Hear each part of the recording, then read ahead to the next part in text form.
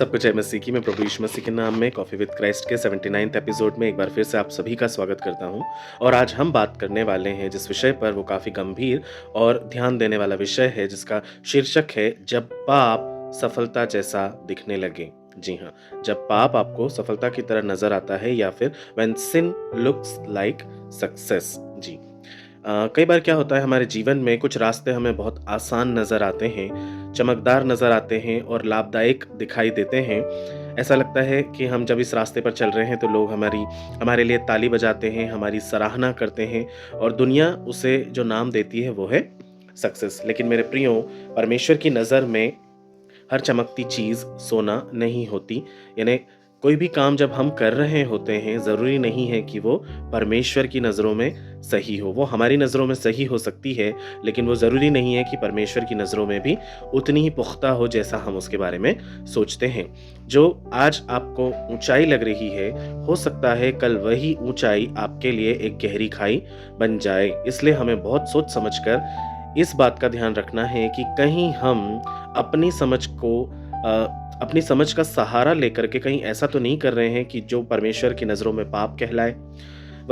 नीति वचन उसका 14 का 12 हमें क्या सिखाता है कि ऐसा मार्ग है जो मनुष्य को ठीक लगता है, परंतु उसका अंत मृत्यु ही होती है।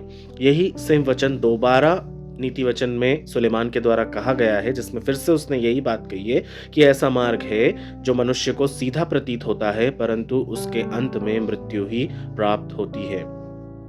मेरे प्रियो, बहुत सारे लोग संसार में इसी रास्ते पर चल रहे हैं। उनको लगता है कि वो सक्सेसफुल हैं, उनको लगता है कि वो जो कर रहे हैं वो सही कर रहे हैं। और मैं किसी और की नहीं, मैं मसीहियों की ही बात कर रहा हूँ कि कई मसीहों को भी ऐसा लगता है कि वो बहुत सही कर रहे हैं और सही रास्ते पर चल रहे हैं, लेकिन वो अज्ञानी हैं इस बात में कि उस मार्ग के अंत में कहीं ऐसा ना हो कि, जो मैं बोलना भी नहीं चाहता हूँ उनके लिए, वो मृत्यु है। अब मृत्यु से मेरा मतलब आत्मिक मृत्यु से है। जी हाँ, कई बार क्या होता है कि हम लोग अपने आप को या अपने आप में ही इतने भरपूर जाते हैं, हम अपनी ही इच्छाओं और लालसाओं को इतना ऊंचा रखते हैं अपनी जिंदगी में कि हमें परमेश्वर के वचन से कोई मतलब ही नहीं होता। हमें सब कुछ सही लगता है।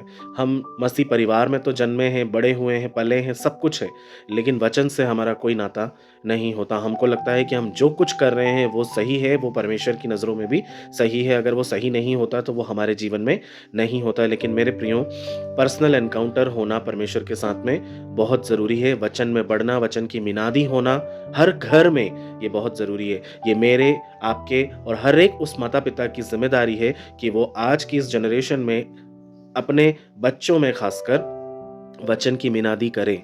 प्रतिदिन हमें बच्चों के मन में वचन को डालना है, उन्हें सिखलाना बहुत ज़रूरी है, क्योंकि अगर ऐसा हम नहीं करते हैं तो मैं आपको बताता हूँ 5 ऐसी बातें जिससे हम सर्वनाश की ओर जा सकते हैं। सबसे पहली बात क्या है? जो सही लगता है ज़रूरी नहीं कि वही सही हो। पाप अक्सर बुराई की तरह नहीं आता है। ये हमेशा ध्यान रखिएगा कि पाप हमेशा बुराई की चादर ओढ़कर आपके सामने नहीं आएगा, बल्कि वो अवसर बनकर आएगा, वो लाभ बनकर आएगा, वो शॉर्टकट की तरह आएगा, वो लोगों की तरह आएगा। और पाप हमेशा कान में ही फुसफुसाता है, ये आप ध्यान रखिएगा। तो क्या करना है? हमें भावनाओं में नहीं बह जाना है। अवसर दिख रहा है तो हमें एकदम से उसकी चकाचौंध में नहीं आना है, ठीक है? लाभ दिख रहा है तो हमें उसके धोखे में नहीं आना है। अगर जल्दी हम उस शॉर्टकट को पार करके सक्सेसफुल हो जाएंगे तो ऐसे रास्ते पर हमें नहीं जाना है। कहने का मतलब ये है कि हमें हमारी भावनाओं से ऊपर परमेश्वर के वचन को रखना जरूरी है। अगर हम परमेश्वर के वचन को नहीं रखेंगे ऊपर, तो परमेश्वर हमें कभी भी रास्ता नहीं दिखा पाएंगे। वो पवित्र आत्मा के द्वारा हमें प्रेरित करने की कोशिश तो करेंगे मन में, लेकिन चूंकि हम पाप से इतने ढक जाएंगे, हम उसकी चकाचौंध से, अवसर, लाभ और शॉर्टकट की चकाचौंध से इतने ढक जाएंगे कि हम परमेश्वर की आवाज को दबा देंगे और फिर हम उसको नहीं फॉलो कर पाएंगे। और जब हम नहीं फॉलो करेंगे तो हम अपने आप को फॉलो करेंगे, जिससे परमेश्वर को घृणा होती है। फिर इसलिए परमेश्वर क्या करते हैं? हमें छोड़ देते हैं। वो हमें हमारे हाल पर छोड़ देते हैं। पर चूंकि हम उसके बच्चे हैं तो वो हमें वापस लौटा लाने की कोशिशें भरपूर करते हैं। लेकिन यदि हम इतने अंधे हो जाएं हमारे ही कामों में कि हम उसकी आवाज़ को भी ना सुने, तो ये परमेश्वर की गलती नहीं मेरे प्रियो, ये हमारी गलती है। और हम आते हैं लौट के क्योंकि हम मसीही हैं, हम उसके बच्चे हैं। हम जब गिरते हैं, ठोकर खाते हैं, तब हम फिर लौटकर उसके पास जाते हैं, प्रभु क्षमा करें, प्रभु क्षमा करें। परंतु परमेश्वर भी फिर हमें दंडित करते हैं, और फिर जब हमें दंड पड़ता है तो हमें ध्यान रखना है कि इसमें गलती परमेश्वर की नहीं, परमेश्वर बुरे नहीं है, गलतियां हम कर रहे हैं। हमें परमेश्वर के वचन में शुरू से बने रहना जरूरी था, जो हमने नहीं किया। हमने बस उस चकाचौंध को देखा और हम उसमें लुभा गए अपने आप में, और हम उसके पीछे चल पड़े। तो इसमें परमेश्वर का दोष नहीं है। दूसरी बात, चौड़ा मार्ग भीड़ से भरा होता है ना। बहुत सारे लोग उस पाप के रास्ते पर जा रहे हैं। तो आजकल के वो जो लोग हैं ना, वो यही कहते हैं ना कि दुनिया भर के लोग ये कर रहे हैं तो हम क्यों नहीं करें, उनको तो कुछ नहीं हो रहा है, हमको क्यों हो जाएगा, आप लोग तो सब कुछ गलत ही लगता है, आप लोगों को तो सब कुछ यही लगता है, ऐसा नहीं होता, वैसा नहीं होता। हम अपने ही तर्क देते हैं, क्योंकि हम अपने ईगो को सेटिस्फाई करना चाहते हैं। क्योंकि मैं एक साइकोलॉजी का प्रोफेसर हूं, तो मुझे पता है कि ईगो जो होता है ना, वो हमारे मन का एक दूसरा हिस्सा है। ये जो ईगो है, इसको हमेशा सेटिस्फैक्शन चाहिए रहता है अपनी ज़िंदगी में, हमेशा। तो हम जिस भी चीज़ से सेटिस्फाई होते हैं ना, वो हमारे ईगो का ही नेचर है। फॉर एग्जांपल कि ये कप में कॉफ़ी है और अगर मैं इसको पी रहा हूँ तभी मुझे सेटिस्फैक्शन मिलेगा, ये मेरा ईगो है ना। मुझे अभी ही पीना है, ये मेरा इड है, और मैं इसको त्याग दूंगा, मैं नहीं पीऊंगा, ये मेरा सुपर ईगो है। ठीक है, प्रॉब्लम क्या है, हम ऐसे में उस काम को करने लगते हैं जो हमें नहीं करना चाहिए। परमेश्वर ने वचन में मत्ती 7:13 में क्या कहा है कि उस संकरे फाटक से प्रवेश करो, क्योंकि चौड़ा है वह फाटक और विशाल है वह मार्ग जो विनाश को पहुंचाता है, और बहुत से हैं जो उससे प्रवेश करते हैं। तो मेरे प्रियो, बहुत सारे लोग हैं जो उस चौड़े मार्ग से प्रवेश कर रहे हैं, जिनको ये समझ नहीं है कि उस चौड़े मार्ग से जाना सरल तो है, लेकिन वो कहीं हमें विनाश की ओर तो नहीं ले जा रहा है। संकरे मार्ग पर बहुत कम लोग मिलेंगे, क्योंकि उससे बहुत कम लोग जाते हैं। संकरे मार्ग पर चलना लोगों को पसंद नहीं होता, क्योंकि वहाँ पे सुख, सुविधा, भोग विलास की वस्तुएं नहीं मिलती हैं। वहाँ एक साधारण जीवन मिलता है जो परमेश्वर के साथ होता है। मेरे प्रियो, परमेश्वर भीड़ में नहीं मिलेंगे, कभी नहीं मिलेंगे। वो आपको हमेशा अकेले स्थान में मिलेंगे। आप बाइबल को उठाकर देख लीजिए, शुरुआत से लेकर अंत तक। दिन के ठंडे समय परमेश्वर आदम से मिलने आते थे। अब्राहम को रात के अंधेरे में उठाकर आकाश के तारागण उन्होंने दिखाए थे। जब पूरा संसार सो रहा था, तब अब्राहम परमेश्वर के साथ उसकी आवाज को सुन रहे थे। मूसा को परमेश्वर ने पर्वत पर दर्शन दिए थे। ठीक है, आप दाऊद को देखो, जब वो भेड़ चराया करते थे तो परमेश्वर के लिए गीतों को गाया करते थे, जब उन्हें कोई नहीं देख रहा होता था। सुलेमान को परमेश्वर ने रात में स्वप्न में दर्शन दिए, है ना। ऐसे कितने सारे इवेंट्स है। पतरस और हम उन लोगों को देखते हैं, उनके भाई अंद्रियास को जब कोई नहीं देख रहा होता था, उन्हें भेज मछलियां पकड़ते वक्त, तब परमेश्वर उन्हें वहां देख रहे थे। पौलुस और सीलास जब रात के अंधेरे में और आराधना कर रहे थे काल कोठरी में बैठकर, वहां परमेश्वर ने उनको दर्शन दिए थे, है ना। उसके अलावा अगर हम देखें तो यूहन्ना को पातमोस के आइलैंड पर परमेश्वर ने दर्शन दिए थे। तो कहने का मतलब यह है कि परमेश्वर भीड़ में हमें नहीं मिलते हैं, वो हमेशा हमें संकरे मार्ग पर ही मिलेंगे, और वो संकरे मार्ग के मोड़ पर ही खड़े हैं आपका हाथ पकड़कर चलने के लिए कि बेटा चल तो सही, मैं तेरे साथ हूं, मैं तुझे अकेला नहीं छोड़ूंगा। ऑल इन ऑल कहने का मतलब ये है कि जो सब कर रहे हैं वो सत्य नहीं है ना। भीड़ होना सत्य की गारंटी नहीं होती है। गलत मार्ग पर ही हमेशा भीड़ चलती है, और अकेले मार्ग पर जो सच्चा व्यक्ति है वो चलता है। हमारा परमेश्वर सच्चा है, इसलिए वो हमें संकरे मार्ग से चलने के लिए प्रेरित करता है। तीसरी बात, पाप तात्कालिक लाभ देता है और स्थायी नुकसान। ठीक है, ये हमें ध्यान रखना है कि पाप जो है ना, वो हमें टेम्परेरी सुख देता है, लेकिन परमानेंट लॉस करके चला जाता है। पाप जो है पहले तो आपको इनाम दे देगा और फिर आत्मा से कीमत वसूल करता रहता है। ठीक है, रोमियो 6:23 में क्या लिखा है, क्योंकि पाप की मजदूरी मृत्यु है, परंतु परमेश्वर का वरदान हमारे प्रभु यीशु मसीह में अनंत जीवन है।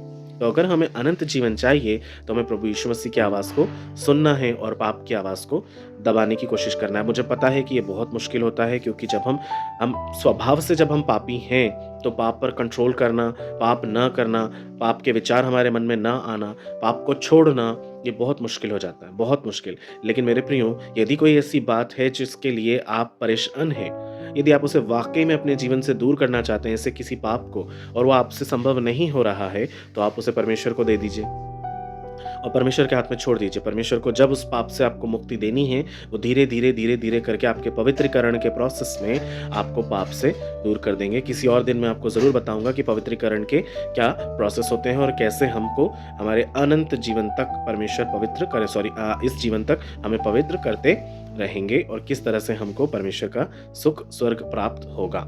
ठीक है, फिर सबसे इंपॉर्टेंट चीज़, पाप जो है दिखता सस्ता है, लेकिन उसकी कीमत उसका जो सौदा है वो बहुत महंगा पड़ता है ना? हमारी आत्मा से हम उसका सौदा करते हैं। हम शारीरिक सुख के लिए आत्मा को बेच डालते हैं, ये होता है पाप में, है ना? हमें शारीरिक सुख अभी भोगना है, पर हम ये भूल जाते हैं कि उसकी कीमत जो है हमारी आत्मा अनंत जीवन में उस समय चुकाएगी जब परमेश्वर हमारा न्याय करेंगे। तो हमें बहुत ध्यान रखना है कि हम क्या कर रहे हैं। यदि हो भी गई है गलती तो परमेश्वर से क्षमा को मांगे और आगे बढ़ें, क्योंकि परमेश्वर बहुत अच्छे हैं। वो इतने अच्छे हैं कि आपने जैसे ही अपना मुंह टर्न किया प्रभु से माफी मांगने के लिए, वो पाप को आपके अपने पीठ के पीछे फेंक देते हैं, उसका हिसाब भी नहीं रखते। तो इस बात को आप ध्यान रखिएगा कि परमेश्वर जब आपसे इतना प्यार करता है तो आपको परमेश्वर की बात सुनना कितना जरूरी है। चौथी बात, सफलता का माप दुनिया नहीं परमेश्वर तय करेगी। दुनिया जो सफलता के लिए आपको मापदंड दे रही है मेरे प्रियो, वो सच्ची सफलता नहीं है। परमेश्वर के द्वारा यदि आप सफलता की उस मुकाम पर पहुंचते हैं, वही सच्ची, स्थायी और हमेशा के लिए टिकाऊ सफलता मानी जाती है। ठीक है। पहला शमूएल उसके 16 के 7 में क्या लिखा है कि मनुष्य बाहर का रूप देखता है, परंतु यहोवा हृदय को जांचता है। इसलिए दुनिया कहती है कि पैसा, नाम, ताकत ही आपका सक्सेस है, लेकिन परमेश्वर कहते हैं चरित्र, आज्ञाकारिता और पवित्रता ही तुम्हारा सक्सेस है। क्योंकि पैसा, नाम और ताकत, ये तीनों चीजें आपके जीवन समाप्त होते ही खत्म हो जाएगी, परंतु आपका चरित्र, आपकी आज्ञाकारिता और आपकी पवित्रता, ये तीनों चीजें आपके जीवन के बाद भी परमेश्वर के राज्य में जाएंगी। आप इसी को लेकर के जाएंगे। आपका ये सांसारिक जीवन, सांसारिक चीजें किसी भी तरह से काम नहीं आएगी। इसलिए मेरी बात हमेशा ध्यान रखिएगा कि जो परमेश्वर की दृष्टि में जीत है वही सच्ची सफलता है। जो इंसानों की दृष्टि में जीत है वो केवल अस्थाई सफलता है और वो कभी भी छीन ली जाएगी। मनुष्य है, आज सिर पे बिठा रहे हैं, कल वही आपको पैरों में गिरा देंगे। लोगों ने यही किया जब तक यीशु मसीह ने चंगाई दी, वो उनके राजा थे। जैसे ही वो अपने आप को डिफेंड नहीं कर रहे थे, वो चुपचाप मेमने की तरह खड़े हुए थे, उन्होंने उनका तिरस्कार करना चालू कर दिया और यहाँ तक कि उन्हें सूली पर चढ़ा दिया, उनको मृत्यु के घाट उतार दिया। तो ये लोग हैं, ये लोग, इसलिए हमें परमेश्वर के सन्मुख रहना जरूरी है बजाय लोगों के। पांचवी बात और सबसे अंतिम और मुख्य बात है, अंत तय करता है कि आपका मार्ग सही था या नहीं था। हर मार्ग का न्याय उसके अंत से ही होगा। नीति वचन 12 के 28 में लिखा है, जो मार्ग धार्मिकता का है उसमें जीवन है और उसके पथ में कभी मृत्यु नहीं मिलती।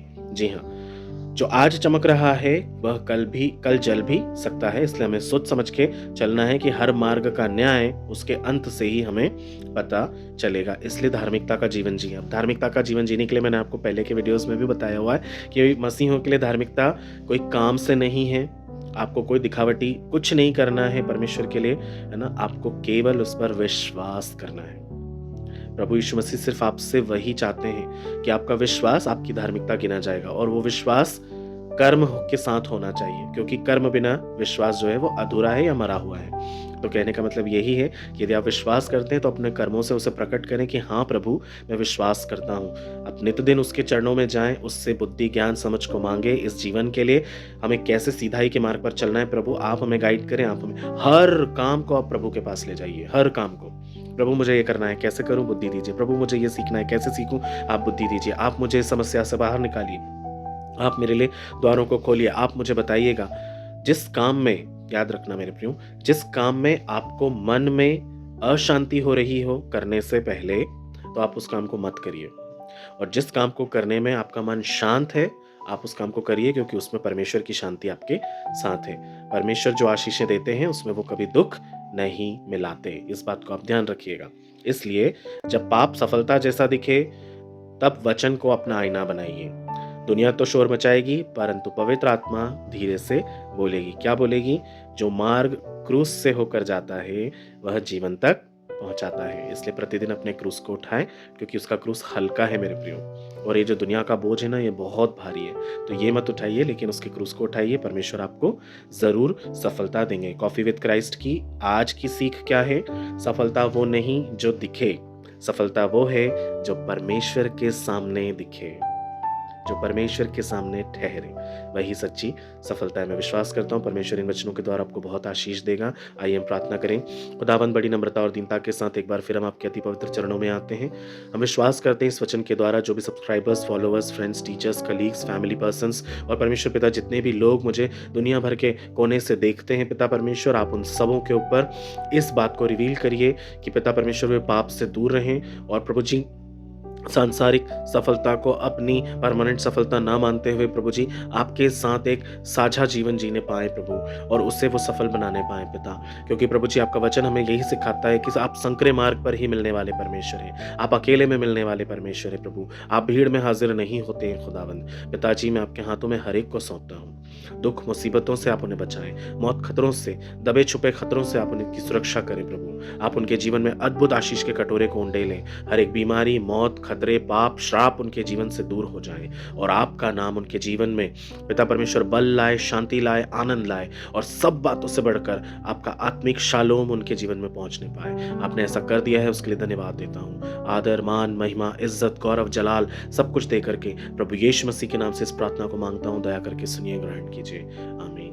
मेरे प्रियो, मैं विश्वास करता हूँ ये वचन आपके जीवन में बहुत अद्भुत काम करेगा।